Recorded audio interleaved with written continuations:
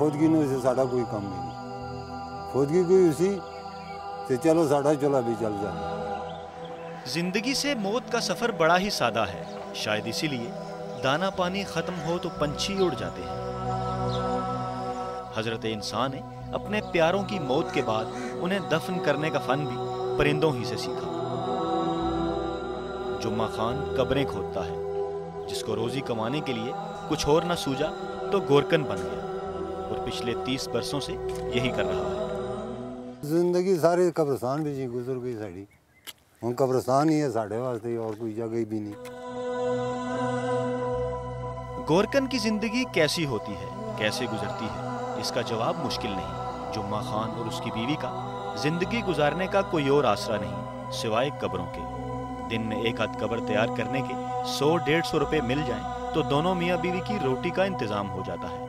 पक्का काम नहीं है ना, कभी दिहाड़ लगती है, कभी 3-3 दिहाड़ नहीं भी लगती है। कब्रों की तैयारी की तादाद कुदरत के हाथ में है, जिसने गोरकनों की रोजी ही इसी तरह रखी, वरना ऐसा नहीं कि गोरकन घर बैठे लोगों की मौत की दुआएं मांगते रहें।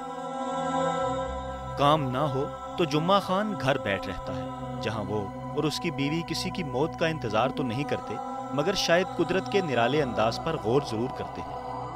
अल्लाह ताला ने हमारी रोजी कब्रिस्तान पे की है, कभी कोई फौत हो गया तो हमारी रोजी हो जाती है, कभी कोई फौत नहीं हुआ तो हमारी बस दिहाड़ें गुजर जाती हैं।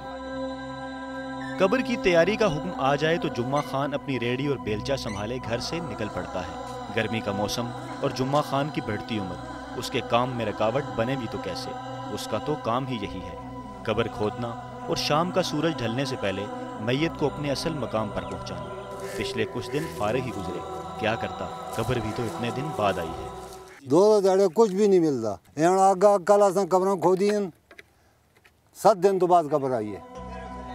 एक कब्र की तैयारी का नर्ख 1500 रुपये है, जिसमें से 1000 रुपये सरकारी फीस और कब्रिस्तान कमेटी के, जबकि 500 रुपये गोरकनों की मजदूरी जो 5 गोरकनों में तकसीम होती है। कब्र मुकम्मल होते ही उसकी लिपाई का काम दूसरे साथियों ने जुम्मा खान के सुपुर्द कर दिया, क्योंकि वो सबका सीनियर है और मजदूरी पर उसका हक ज्यादा।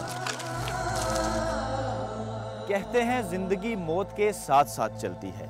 जुम्मा खान की जिंदगी के ताने बाने भी किसी न किसी की मौत से जा मिलते हैं। इसके हाथों जिंदगी का जिस्मानी रूप मनो मटी तले दफन होता है तो इसके लिए रिस्क का बायस बन जाता है, रिस्क जिसका वादा अल्लाह ने हर हाल में कर रखा है।